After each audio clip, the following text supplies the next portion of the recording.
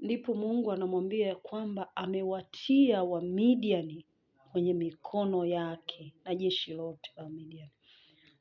Ukisoma neno Mungu linasema ikawa usiku huo huo Bwana akamwambia, ondoka, shuka kambini, maana nimeitia katika mikono yako. Lakini ukiogopa kushuka, shuka pamoja na Pula mtumishi wako kambini, nawe utasikia wanayoyasema, na baada ya haya mikono yako itatiwa nguvu, shuke kambini. Ndipo ukashuke pamoja na Pula mtumishi wako, hata kufikiria mwisho wa watu wenye silaha waliokuwa kambini.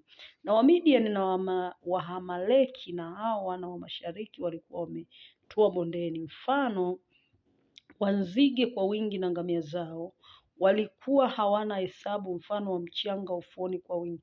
Hata Gideoni alipofika, tazama, palikuwa na mtu mmoja aliyekuwa akimhadithia mwenziwe ndoto, akasema, tazama, naliota ndoto, na tazama, mkate wa shayiri ulianguka katika kambi ya Wamidiani, ukafika hata hema moja, ukaipiga hata ikaanguka, nao ukaipindua hata ikalala chini. Mwenzake akamjibu akasema, habari hii haikosi kuwa upanga wa Gideon, haikosi kuwa upanga wa Gideon mwana wa Yoashi mtu wa Israeli. Mungu amewatia Wamidiani na jeshi lote katika mkono wake.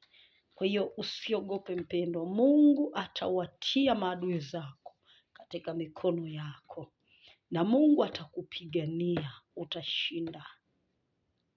Mungu atakupigania hiyo vita, utashinda.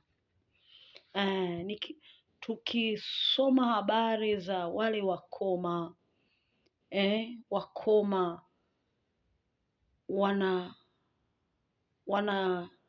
wanafikiria ya kwamba tukienda